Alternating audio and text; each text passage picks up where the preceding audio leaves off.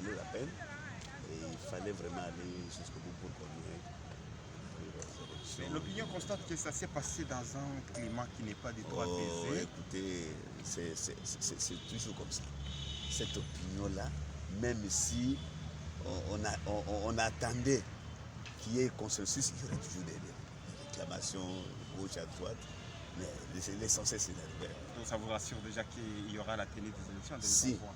Si, en tout cas, nous Honorable, le climat post-électoral, comment vous l'entrevoyez avec toutes ces tractations qui se passent pour la désignation des membres de la CENI? Bon, écoutez, je suis élu national.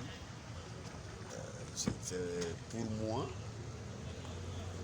les climats post-électoral, je n'envisage pas encore. Parce que pour moi, ce sont des animateurs à qui nous avons confiance et qui vont faire le travail.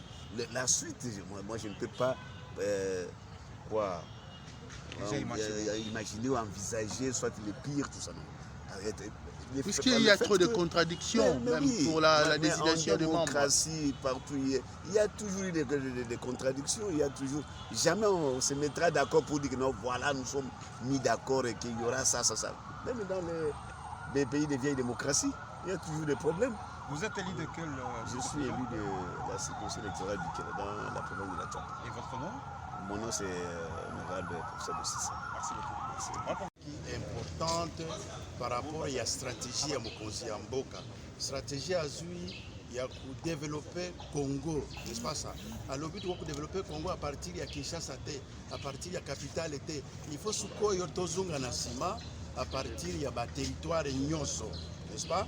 Mokonzi alobi yango devant le congrès na biso ba parlementaire to voter yango na kati ya budget à 2022 to voter le premier ministre Yaki siko musana biso ekozala que promesse ya mokonzi apesi il faut la matérialiser yango au mois de mars tokoya tozala sima ya ba ministre ba sectoriel ba ministre il faut pas matérialiser na ni décision wana siko tozana besoin ya ba action soki réellement ndenge balobi à peu près 100 000 150 000 dollars par mois qu'on doit commencer à débloquer pour chaque territoire, les 145 territoires, il faut que tout le monde puisse député.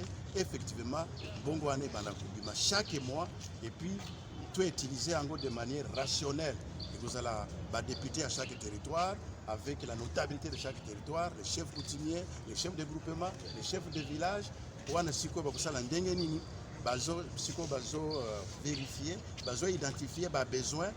Par exemple, les lois à l'hôpital, les lois à dispensaire, les lois à l'école, les lois à barabara ningani, les lois par exemple l'agriculture quelque part, la pêche quelque part. À partir de ça, il y a moyen quand même de donner l'espoir à la population. N'est-ce pas ça? Yango siko na moni, ce soit les alaki qui toko pour na parole wana. N'est-ce pas? Les restes nous allons maintenant le tokozunga, tout ça la yango peut la matérialiser. Tout ça on a besoin d'action, tout comme parole à parole. Je crois que c'est la première fois. Stratégie en Dengoana et Zouama. Mokonzi a répété en Gonabiso devant le Congrès, le président de la République, a répété en Gonaba gouverneur, donc a tiré vraiment Maël Naye na projet. C'est comme ça qu'on peut arriver au booster Mboka, comme ça se passe partout ailleurs. Merci. Voilà, je vous aime. D'abord, vous devez retenir que le discours du président engage tout le député. Ça engage l'institution en Assemblée nationale. Donc, je ne peux pas contredire, mais peut-être que je vais faire quelques observations de la faisabilité d'un certain nombre de problèmes qu'il a évoqués. Aujourd'hui, il a dit qu'on a mis en place du bureau de la CENI. C'est déjà un exploit politique qu'on doit le reconnaître au Parlement. C'est déjà un acquis, c'est vrai, mais il faut qu'on évolue avec jusqu'au bout. Il y a quelques lois qu'il a énumérées qu'on a pu mettre en place dans cette session. Et surtout la loi budgétaire. La loi budgétaire qui va permettre au gouvernement, sous l'impulsion du président de la République, bien sûr, de réaliser sa vision. Et là, j'applaudis d'abord les prévisions budgétaires qu'on a mis en ce qui concerne les 145 territoires où on va, pour une fois, avoir localement un montant d'1 million de dollars pour des projets dans chaque territoire. Donc, si on le fait déjà là, au premier trimestre de l'année prochaine, c'est que les 3-4 mois qui suivront, on va sentir déjà un petit geste, on va sentir la présence de l'État sur place. Honorable, le suivi, la problématique du suivi des recommandations que vous, responsable du gouvernement de l'action, le contrôleur de l'action gouvernementale, vous faites et vous formulez presque chaque session, chaque année. Apparemment, ce n'est pas pris en compte. Cette fois-ci, le président promet que cela va être avec une rigueur, sans complaisance. Est-ce que le peuple peut croire en ça? Mais oui, pourquoi? Parce que déjà le président de la République lui-même, il a demandé sans mettre les gants, qu'il veut voir un parlement qui fait son travail sans interruption, sans interférence. Et le président de l'Assemblée vient encore répéter cela. Je pense que le gouvernement doit se mettre au travail comme il le faut, respecter le règlement et les lois de la République. Et je pense à cela, la population doit croire. Pourquoi pas? Parce que les excuses que le Parlement avait, c'était la mise en place d'un gouvernement qui venait d'être mis en place. Il y avait toute une philosophie, toute une idéologie gouvernementale de la gouvernance qu'il fallait mettre en place. En 6 mois, ce n'était pas grand-chose. Mais au moins, maintenant, on peut se dire que déjà un gouvernement aguerri et ils vont répondre dans des questions orales. Il y en a plein de questions orales avec des débats, des interpellations. On va y revenir en mars.